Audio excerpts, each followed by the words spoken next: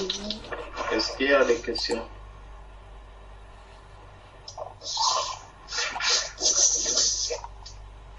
Oui, frère, j'avais une question. Bonsoir, le bien-aimé. Désolée, je vais poser ma question, mais je ne serai pas là pour écouter tout parce que je suis au travail. En fait, je me rappelle plus, il y a 2 semaines, je voulais poser une question par rapport à, je crois que c'était Joël 3. Je voulais savoir la signification de la pluie, de l'arrière-saison et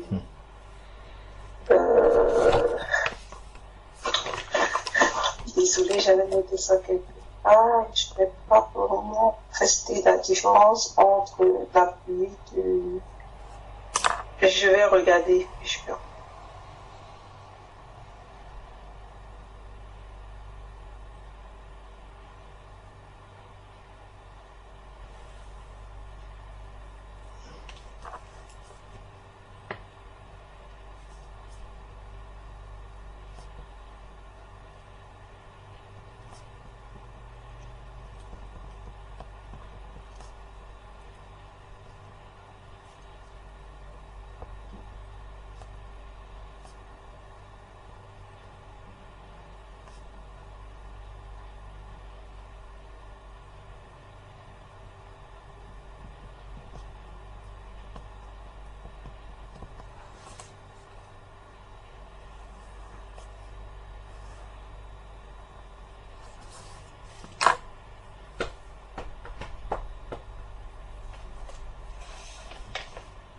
Oui, frère, je crois que c'est la pluie de la première et de l'arrière-saison. Amen. Je ne trouve pas, je sais que c'est en juin, mais je ne trouve pas le verset préféré. Amen.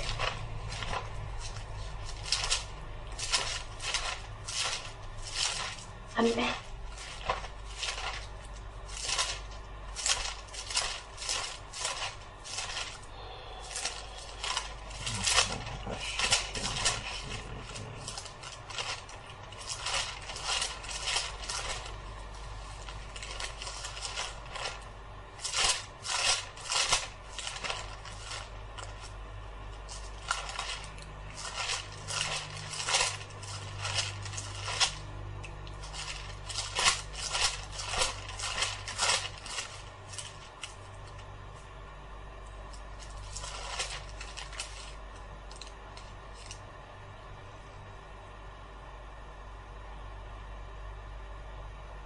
C'est Joël 2, verset 23, je crois. Amen.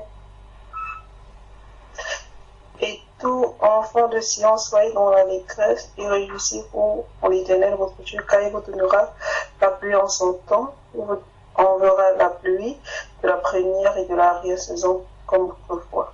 Amen.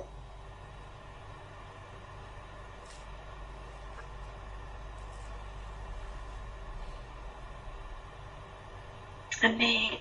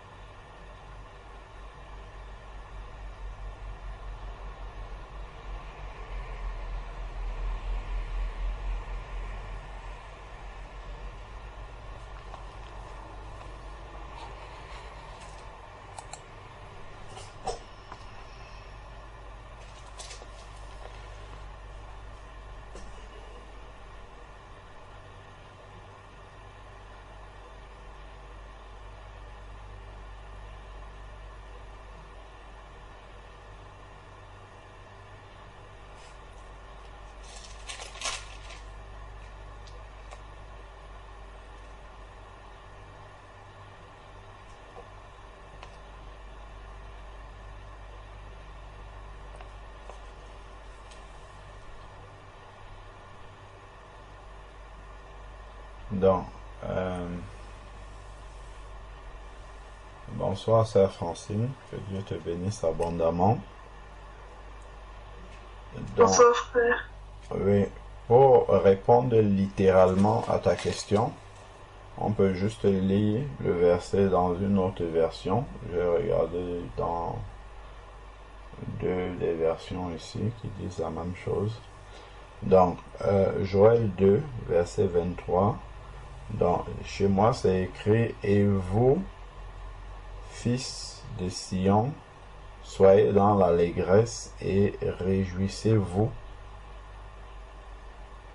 en l'Éternel votre Dieu, car il vous a donné la pluie salutaire. »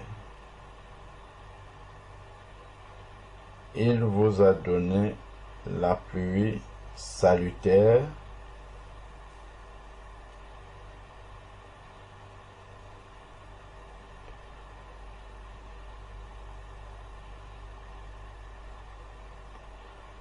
Dans une autre version, la pluie salutaire ici, il parle de la pluie de justice.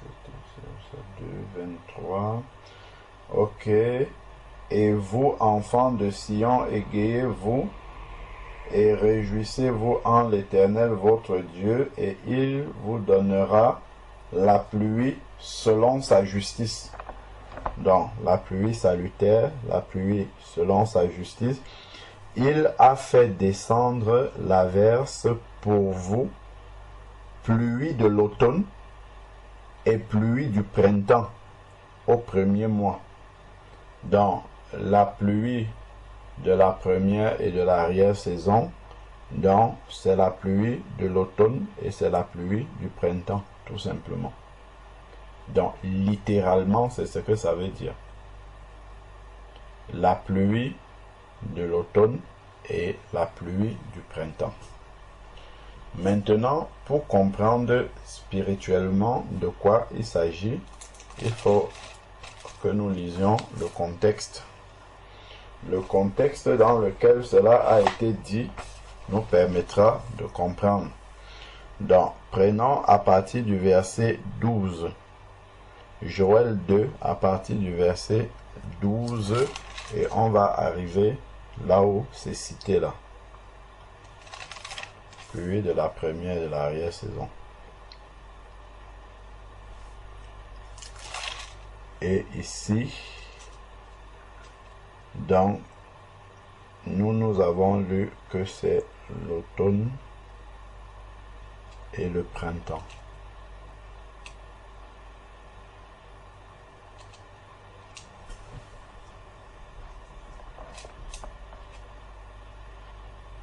Alors,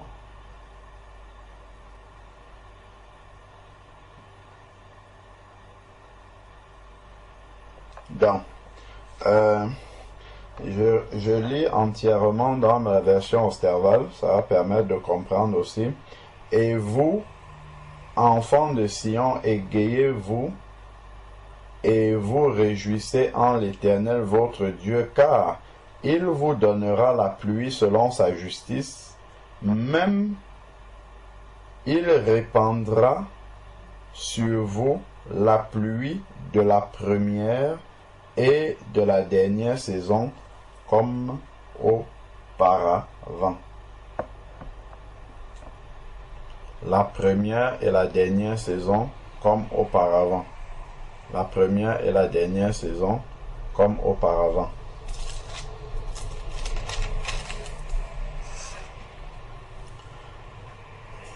Première et dernière saison. L'année est couverte.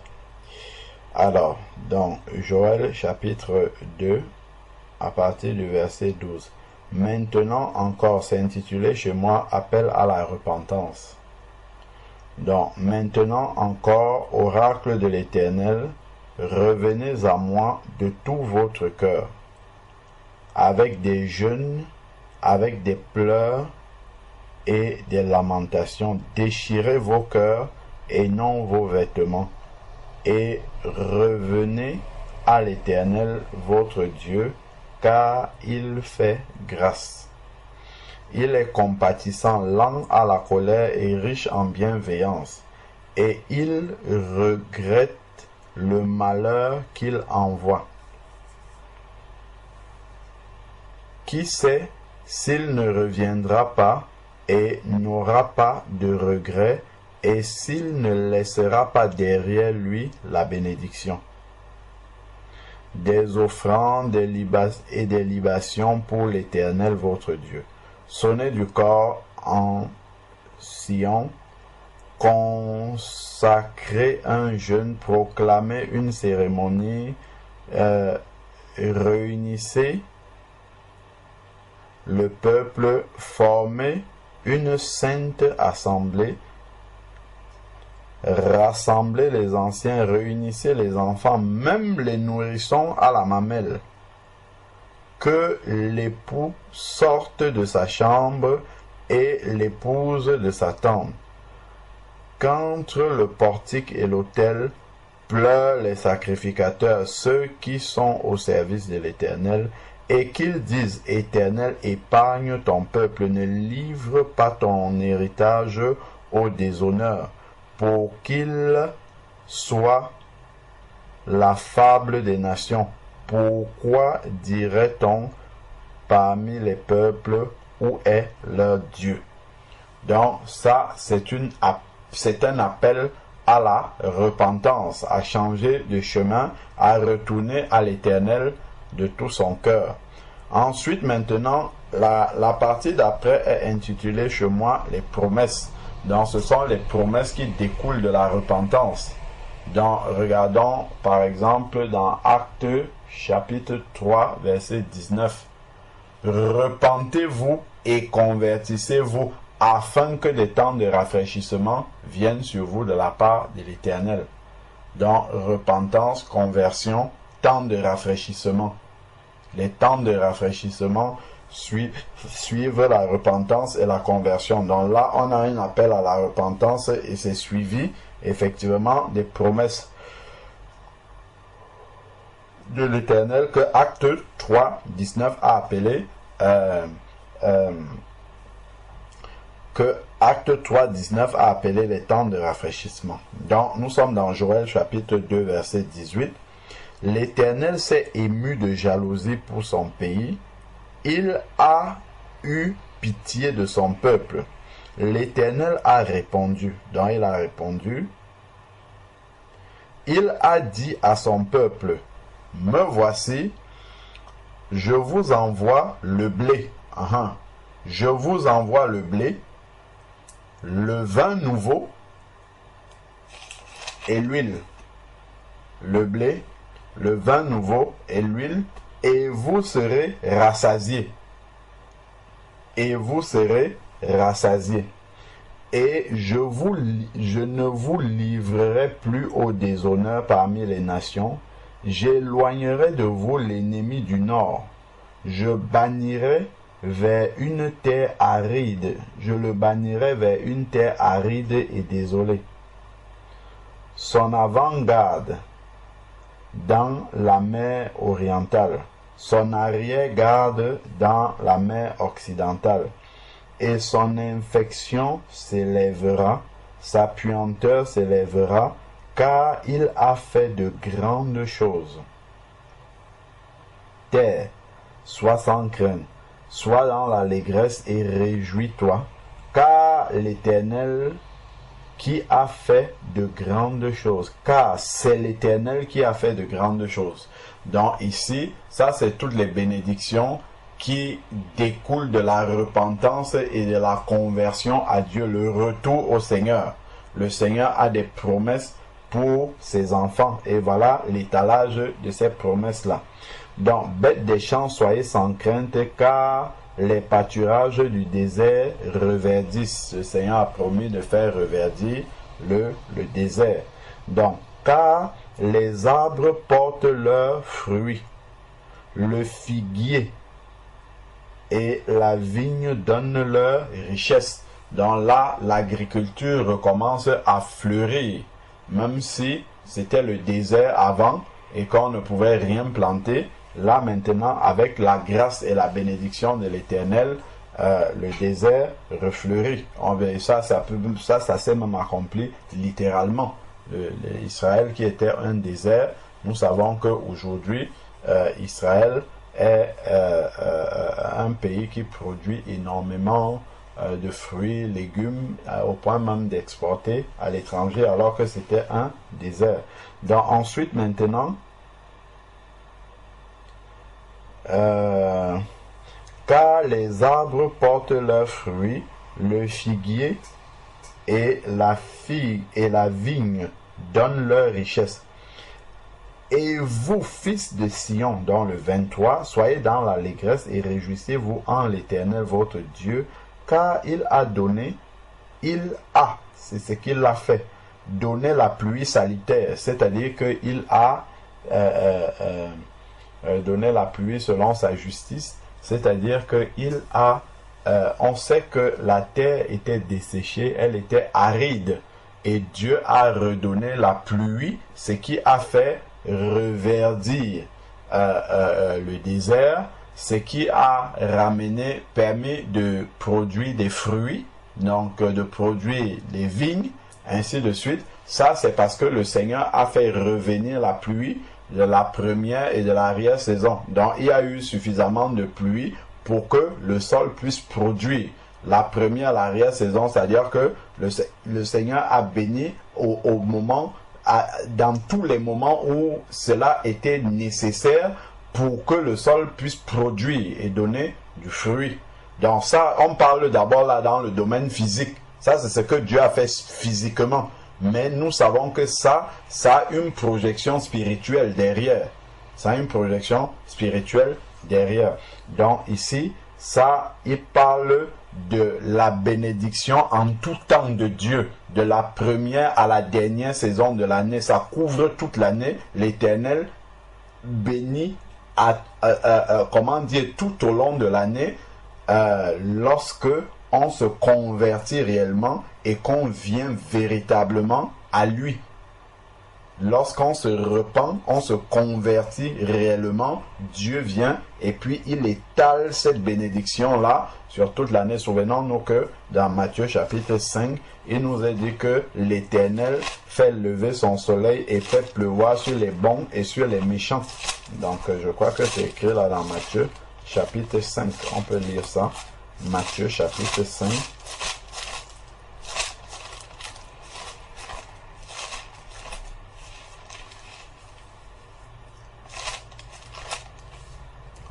Matthieu chapitre 5.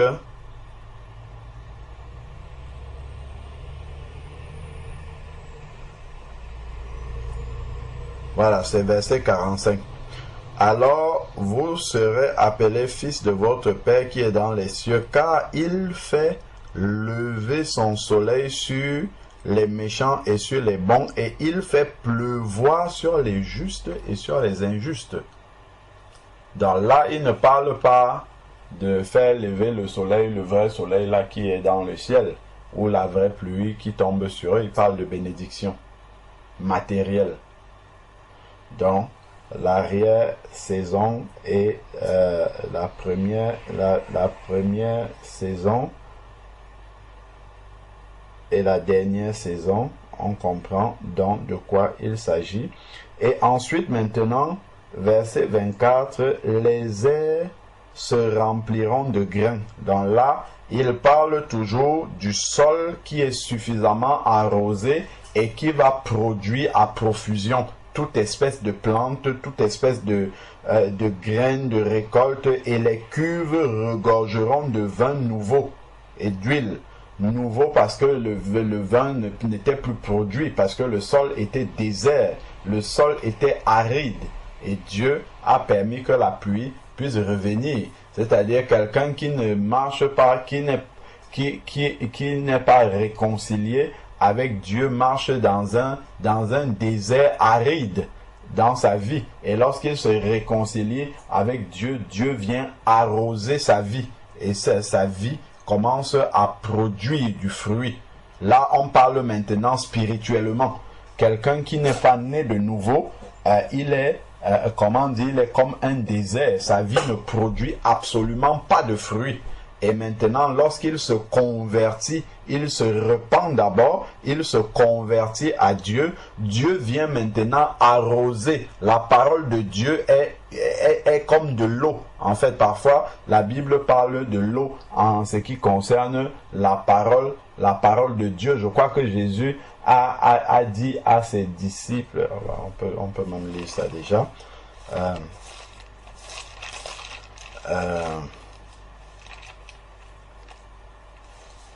On peut regarder aussi dans Éphésiens, quand on parle du mari et de la femme. Éphésiens chapitre 5, je crois qu'il parle de ça. Éphésiens chapitre 5. Alors, Éphésiens chapitre 5.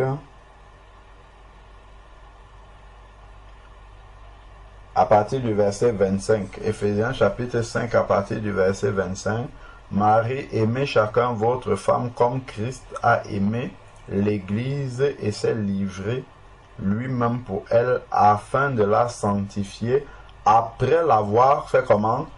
Purifiée par l'eau et la parole. Après l'avoir purifiée par l'eau et la parole. Donc, littéralement, c'est dit par le bain d'eau avec la parole. Donc, voilà, ici, après pour faire paraître une église glorieuse en tâche et ainsi de suite. Donc, celui qui est né de nouveau, il est repenti, il est né de nouveau, Dieu l'arrose avec la parole et sa vie produit du fruit. Produisez donc le fruit digne de la repentance. Sa vie produit le fruit. Dans cette pluie de l'arrière-saison pour nous spirituellement, c'est Dieu qui nous arrose et notre vie produit du fruit. Il nous arrose avec la parole, il nous arrose avec son esprit. Il nous arrose avec son esprit qui est comme de la pluie sur nous et nos vies produisent maintenant le fruit du Saint-Esprit. Voilà ce que nous devons comprendre là, derrière ce qui est écrit là. Donc, ensuite, maintenant, donc ici, là, il parle de lait se rempliront de grains. Donc là, il parle vraiment du fruit dans le domaine physique. Et Dieu a fait revenir la pluie physiquement. Mais nous, spirituellement, c'est autre chose. Ça produit des fruits aussi dans notre vie, mais ce ne sont pas les fruits physiques que nous pouvons voir ici. Donc, et les cuves regorgent de vin nouveau et d'huile.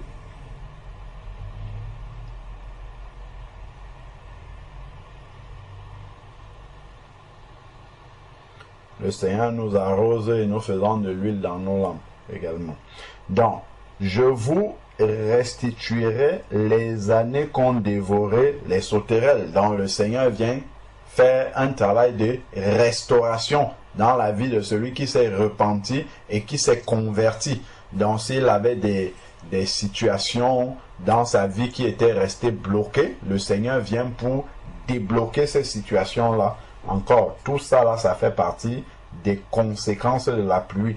Donc, il restaure les années dévorées par les sauterelles. Pourquoi? Parce que les sauterelles viennent dévorer les récoltes. Les sauterelles viennent dévorer le fruit. Le fruit. Donc, effectivement, lorsque nous n'étions pas convertis, nos vies ne produisaient pas du fruit, ou même le semblant de fruit que nos vies voulaient produire. Le diable venait détruire ça, il venait faire tomber ça. Et le Seigneur dit qu'il vient pour restaurer cela.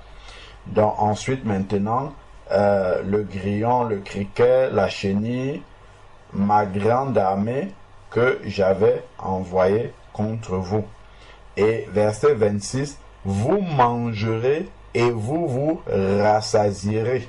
Donc voilà la bénédiction de l'Éternel qui vient avec la pluie de la première et de la dernière saison. C'est-à-dire que il pleut toute l'année, il pleut suffisamment pour que le sol produise, afin que le peuple mange à satiété, mange jusqu'à être, rassasiés. Donc, effectivement, celui qui se repent, qui se convertit, il a tout pleinement en lui, comme dit la parole de Dieu. Nous avons tout pleinement en lui. Nous ne manquons de rien. Donc, nous n'avons pas de famine spirituelle. Nous n'avons pas faim spirituellement, il ne nous manque rien, car nous sommes bénis de toutes les bénédictions spirituelles dans les lieux célestes en Christ. Comme dit Éphésiens, chapitre 3, chapitre 1, verset 3, si je ne me trompe pas. Donc voilà, nous sommes rassasiés et vous louerez le nom de l'Éternel, votre Dieu. Bien sûr, nous aurons des cœurs reconnaissants qui aura fait des miracles pour vous.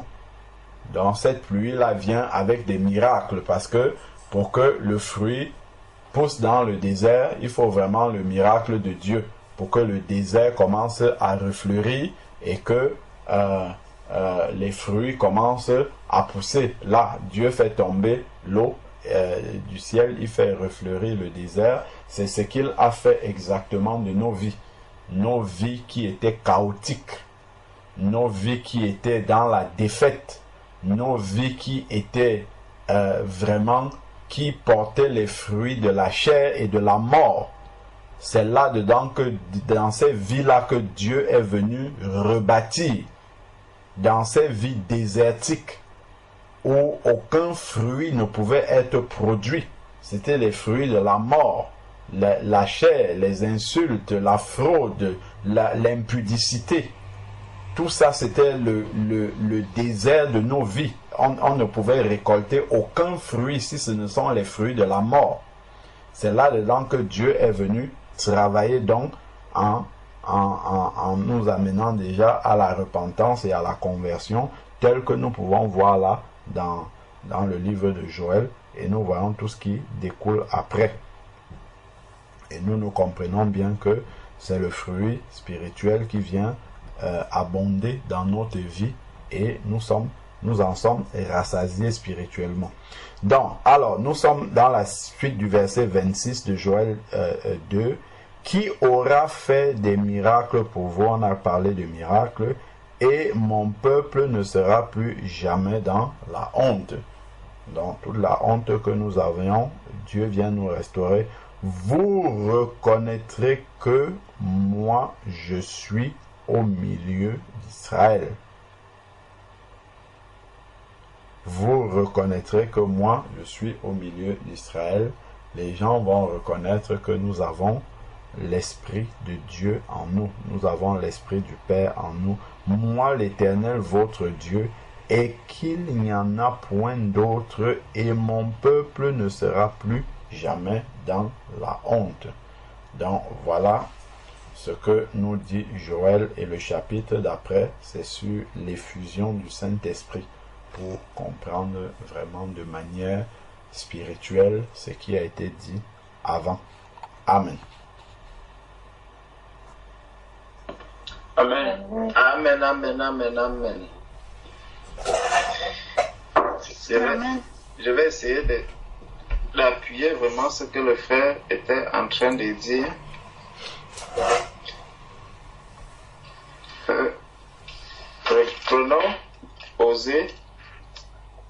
Prenons Osée chapitre 6.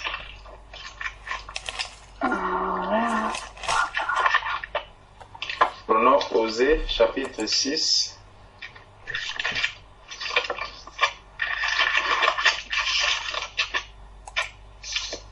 Le titre c'est Repentir et rechute chez moi.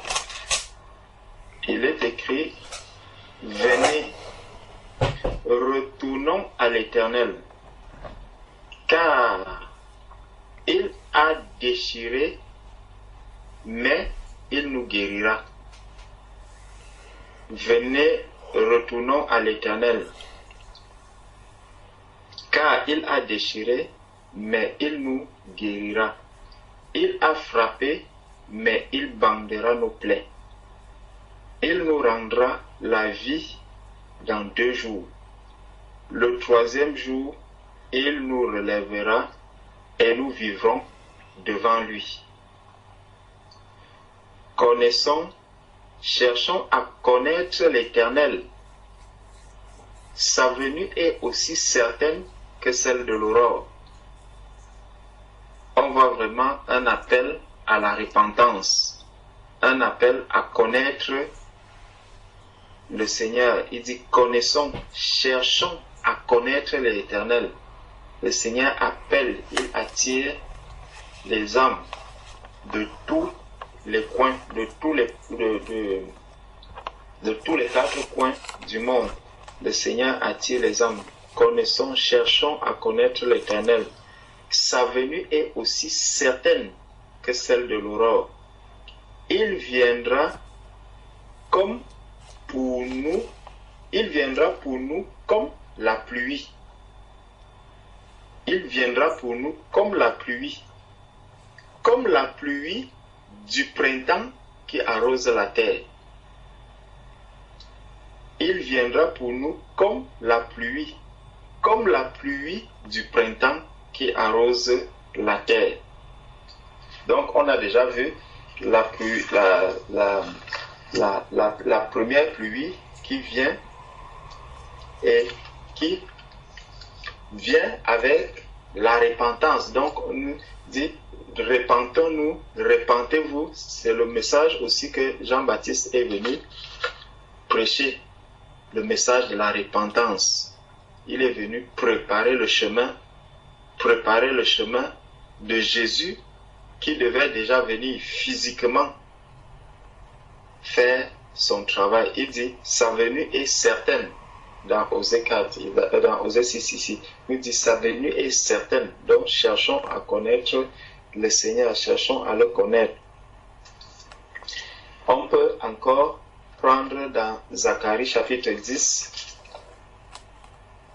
Dans Zacharie chapitre 10, il est également écrit « Demandez à l'Éternel la pluie du printemps. L'Éternel produira des éclairs et il vous enverra une abondante pluie. Il donnera à chacun de l'herbe dans son champ. Car les téraphim ont des paroles de néant, les devins prophétisent de fausseté, les songes mentent et consolent par la vanité. C'est pourquoi ils sont errants comme un troupeau. Ils sont malheureux parce qu'il n'y a point de pasteur. » Donc le Seigneur, d'abord, tout au début, il va appeler, il va attirer à gauche, à droite, il va attirer et appelle les hommes à se repentir, car Dieu a fixé un jour pour le jugement. Mais avant le jugement, il faut d'abord appeler les hommes à la repentance. Il faut amener les uns et les autres à la repentance. Si on revient, parce que le texte de Joël 2 ici se retrouve également dans Deutéronome chapitre 11.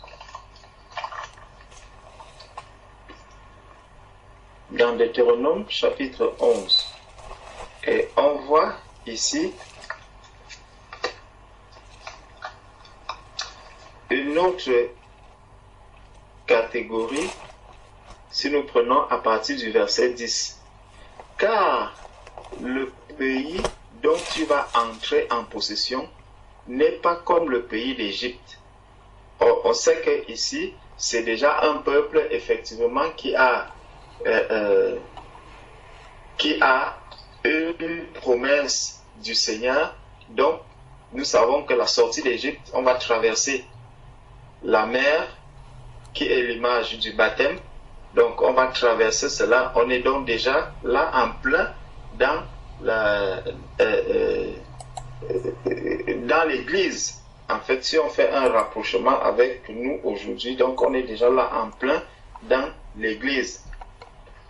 Car le pays dont tu vas entrer en possession n'est pas comme le pays d'Égypte d'où vous êtes sortis,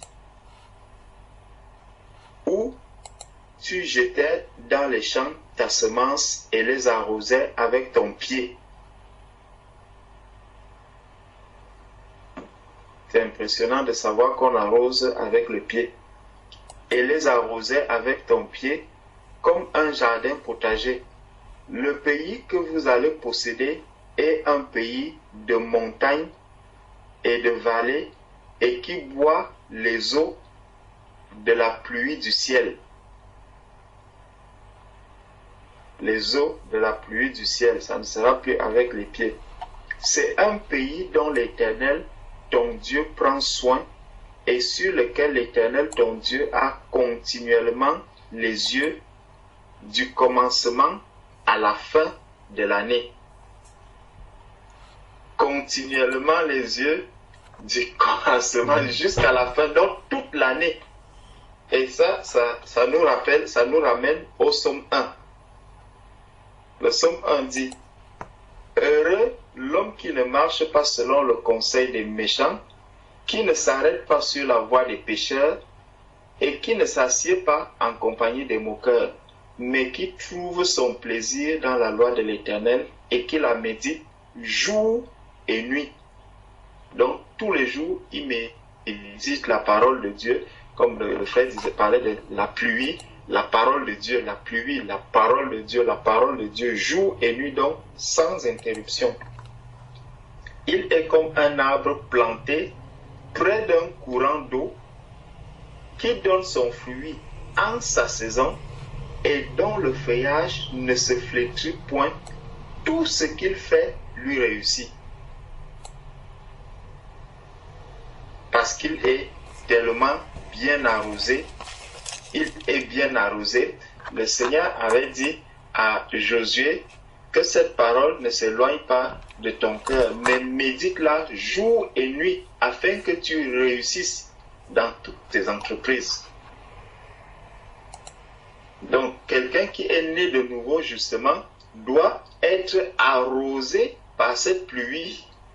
Il doit être continuellement arrosé pour avoir la sagesse, pour marcher comme Dieu le veut et comme Dieu nous conduit sur le chemin de la réussite, sur le chemin de la victoire. Alors, en nous laissant arroser par cette pluie continuellement, nous serons toujours dans la victoire.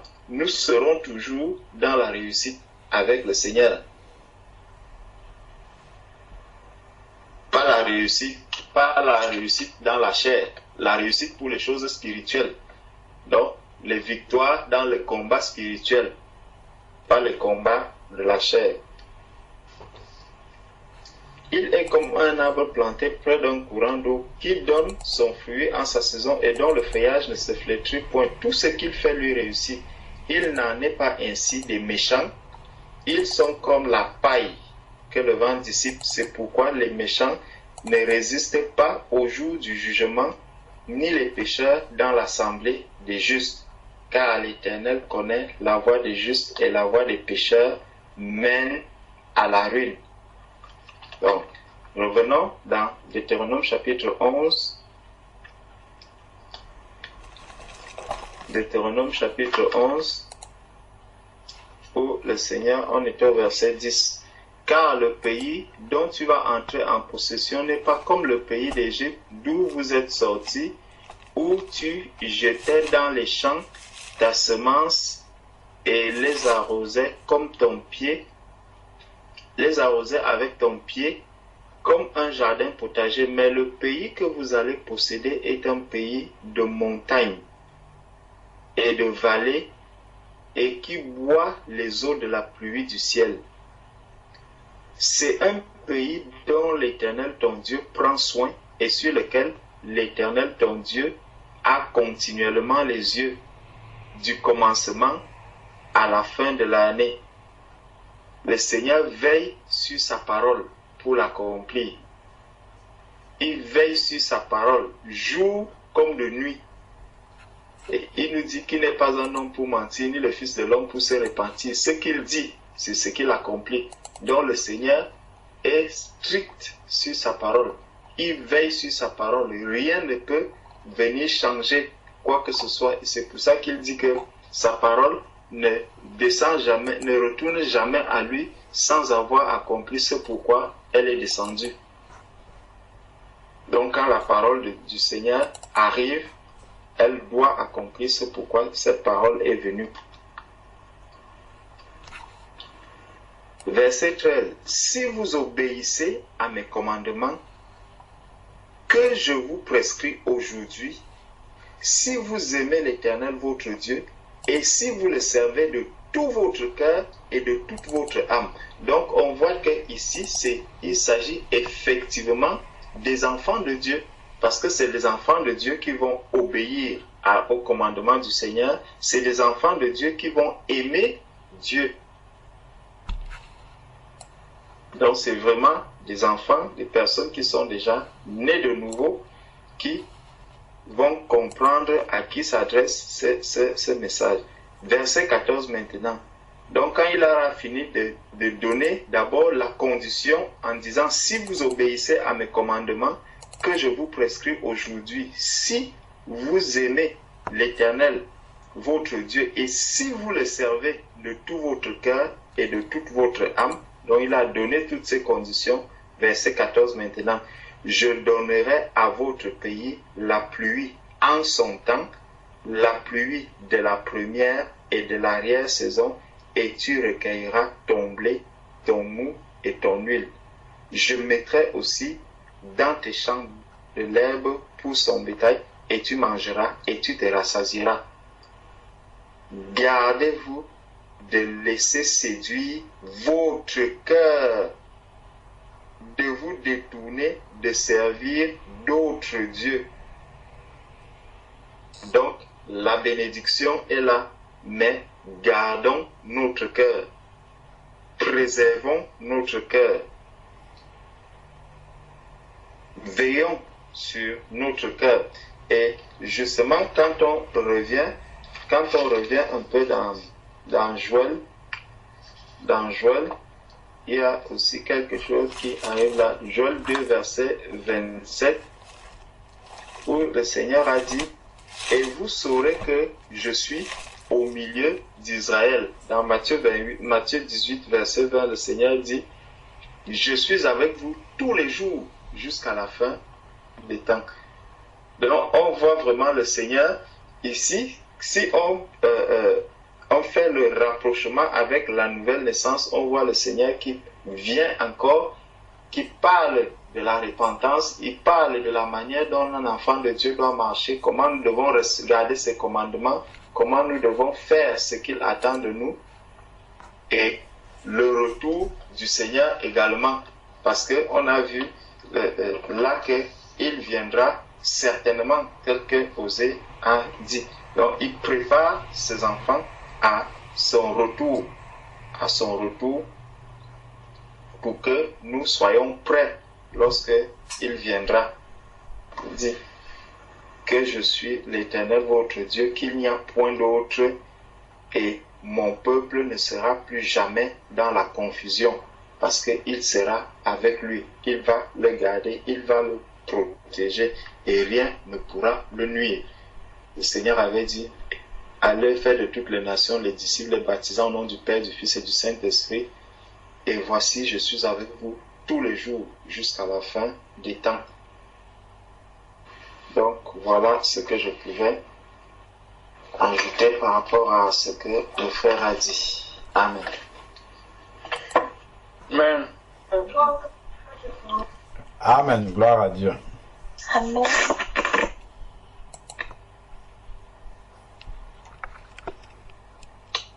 Amen.